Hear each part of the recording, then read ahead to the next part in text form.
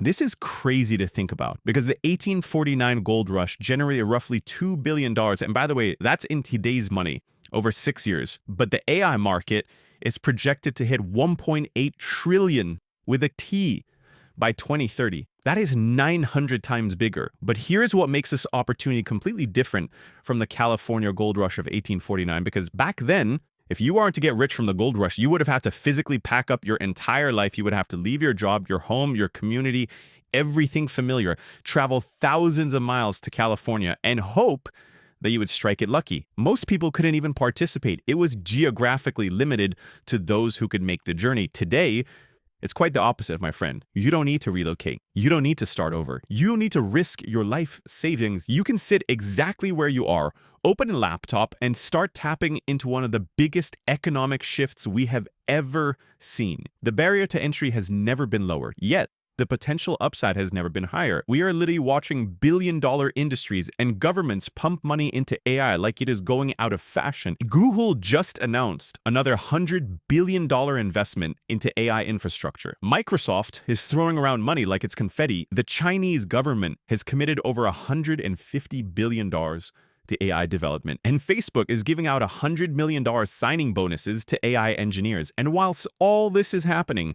what are most people doing with AI? They're using it to write grocery lists. I'm not even joking. They're asking AI what to have for dinner or to write them a birthday message to their mom. Look, I get it. When something new comes along, we tend to use it for the most basic stuff first. It's human nature. But here's the thing, while you're using AI to plan your weekend, there are people out there who are using it to build businesses that are generating more in a month than most people make in a year. So what I'm going to show you here today are the 5 cardinal rules that you need to follow if you actually want to get rich during the AI gold rush. These are the exact rules that separate the people building generational wealth from everyone else who's still treating AI like a Sankey calculator. And I'm going to be honest with you, if you miss this window, you will spend the next decade watching other people live the life that you could have had. They are going to live rent-free in your head. In the same way, all the crypto people who invested in 2013, 2014, they have it great right now. You may have missed a boat on that, but please don't miss the boat on this. Cardinal rule number 1. Understand the game you are actually in. And this is actually super important because here's what I've seen a lot of people getting wrong about how they look at AI. They think AI is the business model. They think the game is about building the next ChatGPT or becoming an AI expert or selling AI services.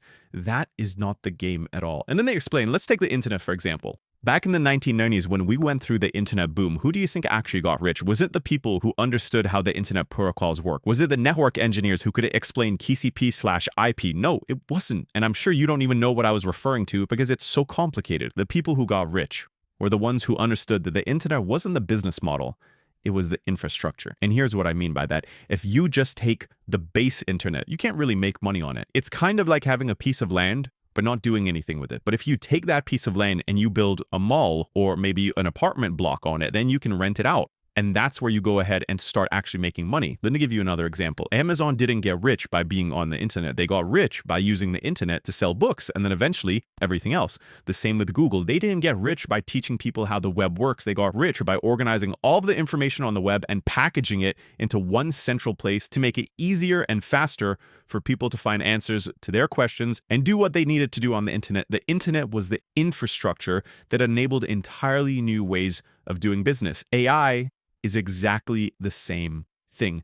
AI is not the business model. AI is the infrastructure. It is the foundation, is going to enable entirely new ways of making money. So, let me give you a concrete example of how this works. Think about a freelance graphic designer. Nothing revolutionary here. People have been doing graphic design for decades, but here's what's different now. Where it used to take a designer 8 hours to create a complete brand identity, I'm talking logo, business cards, letterheads, social media templates, AI can now compress that timeline to 2 hours. AI generates dozens of logo concepts in minutes. AI creates the color palettes and font combination. AI even produces all the different file formats and variations. The designer isn't selling AI to their clients. They're not even mentioning AI, but AI is the infrastructure that lets them deliver the same quality work in a quarter of the time, which means they can take on 4 times as many clients. This is the game you are actually in. You are not in the game of becoming an AI engineer. You are not in the game of selling AI services. Using AI as infrastructure to solve an existing problem that causes people or other businesses pain. That is what you're doing here, not some gimmicky AI trick. Your customers don't want AI. They don't actually care. They want solutions to their problems. They want results. They want their lives to be better, easier, more successful. AI is just the invisible infrastructure that helps you deliver those solutions faster, better, and cheaper than anyone who's trying to do it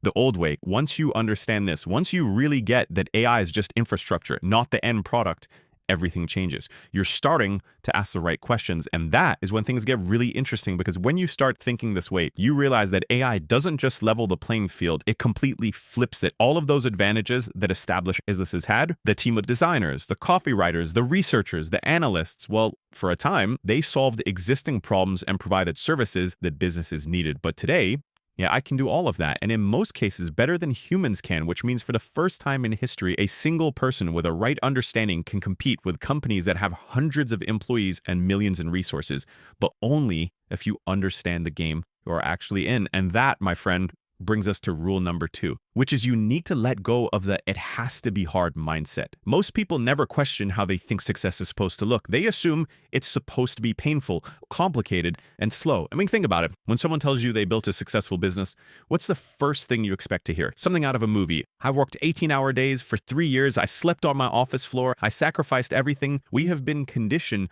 to believe that struggle equals success, that if you didn't bleed for it, you didn't earn it. And yes, I want to make it clear, to some extent, that is true. Nothing in life is easy. I want to make that very clear. But there is a massive difference between something being difficult and something being accessible. And the difficulty hasn't disappeared. It's just been transferred to the tools. Imagine you needed to cut down a tree. You can spend all day hacking at it with a stone, sweating and struggling and barely making a dent. Or you can grab a chainsaw and have it done in 10 minutes. Which approach actually gets you the results you want? Which approach makes more sense? You just need to work smart rather than work hard. Smart means using the best tools available. Smart means leveraging technology instead of fighting against it. Smart means working with AI, not trying to compete with it, because in this new era, effort isn't what gets you rewarded. Leverage is. I think it was Archimedes who once said, and if I butcher this quote, I apologize, but verbatim, it was something along the lines of, "If you give me a place to stand and a lever long enough, I can move the world." Essentially, what he's trying to say is that with the right positioning and the right tools, you can do anything. Today, no one cares how many hours you put in. Seriously, no one is keeping track of your effort. No one is awarding you points for suffering. They care about what you can produce and how quickly you can produce it. Can you solve their problem? Can you deliver value? Can you do it better than the competition? That is all that matters. AI has rewritten the rules of how we work, and more importantly, how we win. The people who get ahead now are the ones who are willing to break up or their old beliefs. They'd stopped wearing struggle like a badge of honor and started focusing on what actually creates value. And it has to be fast. In today's world, speed wins. The company that can deliver results faster, its customers. The entrepreneurs who can adapt quickly dominate the market. That is what AI unlocks. It allows you to skip the busy work and build something that actually works. What used to take weeks and months can now be done in the space of a few hours. Writing sales copy used to require getting a degree in psychology and marketing and spending years and years doing that. And now AI can write better copy than most humans can in the space of 10 minutes. Market research used to take weeks of manual analysis. Now AI can synthesize thousands of data points instantly. Content creation used to be a full-time job. Now AI can produce more content in a day than most people can create in a month. The old rule said, if it's simple, it's probably not worth much. But in this new market, things are flipped on its head. If it's not simple, you're probably doing it wrong. I mean, just think about every major breakthrough in history. The printing press made information more accessible to more people. The assembly line did the same thing when it came to manufacturing for business. The internet made communication more accessible by linking you to almost everyone on the planet. Did these innovations create less value because they made things more accessible? No, they created more value precisely because they remove the barriers. AI is the same thing. It's not making your work less valuable, it's making value creation more accessible. And that mindset shift is everything, because once you let go of the idea that success has to be painful, you finally become open to the tools that make it effortless. Once you stop believing that struggle equals worth, you can start focusing on what actually matters. Results. The people who are winning right now aren't necessarily grinding harder than you are. They are leveraging smarter. They are using AI to do in 1 hour what I used to take 10 hours, because they understand that the goal isn't to work hard. The goal is to win. And that brings us exactly to our third rule, which is you have to use specialized tools rather than generalized tools. Let's say you've been presented this beautiful, well-seasoned steak right in front of you, and you need to cut into it. Now, instead of being given a chef's knife, you've been given a butter knife. We've all been there. Now, of course, you could still go ahead and cut through the steak, but it's an absolute hassle and a struggle. It's slow and it's messy. You're sawing back and forth, trying to make it work, but it's not doing what you need. You're going to get it done, but you won't do it very easily. Now, with that same steak, if you went ahead and used the chef's knife, you'll do it with one clean slice through. You won't struggle. There's no wasted motion. It's faster, it's cleaner, it's sharper, and it's built for the job. And while both of them are technically knives, only one was designed to deliver the result that you wanted. And for this reason, you need to choose the right tool, not just any tool. You see, most people use AI like it's all the same. They open a general chatbot, they ask it to build a funnel or write a sales page or launch a product. Then they also use the same tool to write birthday messages. And then they get confused when the results feel, well, off. It's not that the AI didn't work. It's just that you're using the wrong tool. General AI tools are great if you're trying to organize your thoughts and clean up a work email, but they're not going to get you the results you want if you need something specific. And that's what specialized tools are for. Tools built exactly for a particular outcome. Specialized tools give you leverage. The kind of leverage that used to be locked behind expensive experts, long timelines, teams of people, and skills that would take you years to develop. They eliminate the learning curve entirely and put professional grade results directly in your hands. I mean, look at what's happening right now. Tools like Gamma AI have been absolutely exploding in popularity, and there's a reason for that.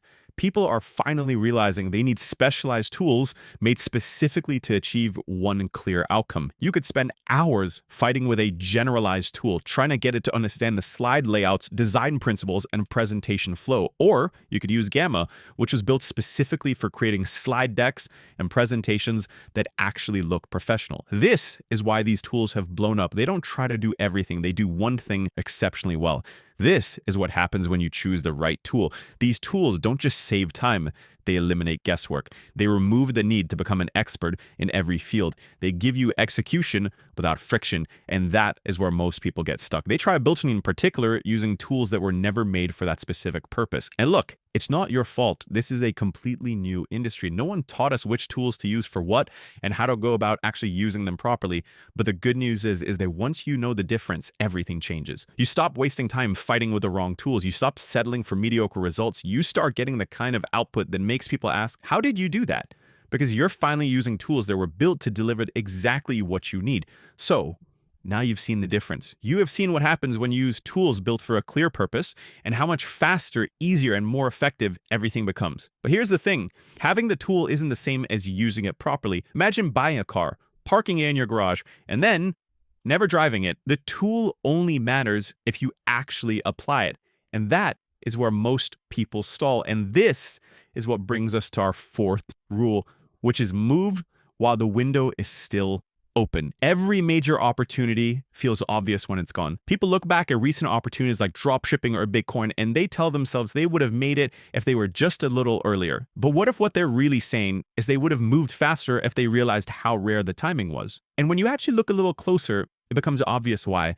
Dropshipping didn't look like a gold mine at the start. Most people didn't trust buying things online. You had to convince people to enter their credit card details on a website. People were skeptical about shipping times and return policies. But the people who took the leap, even though it felt unproven at the time, were the ones who made the most money. Now, starting a dropshipping business is still possible. Not saying it's not possible, but it is a lot harder than it was back in 2015. The competition has increased. You need a significant amount of money to test products, and costs have gone through the roof, and you are competing against established brands with massive budgets. Bitcoin was similar. Back in 2010, 2011, people were buying it for $1 plus, not because they were geniuses, but because they saw the potential when everyone else thought it was just internet money for tech nerds. Those early people didn't need massive money or technical knowledge. They just needed to recognize the opportunity and act. Now, Bitcoin still has potential, but the barrier to entry for life-changing returns is so much higher. You need substantial money to make meaningful gains. But all of this to say that the most powerful business models of their time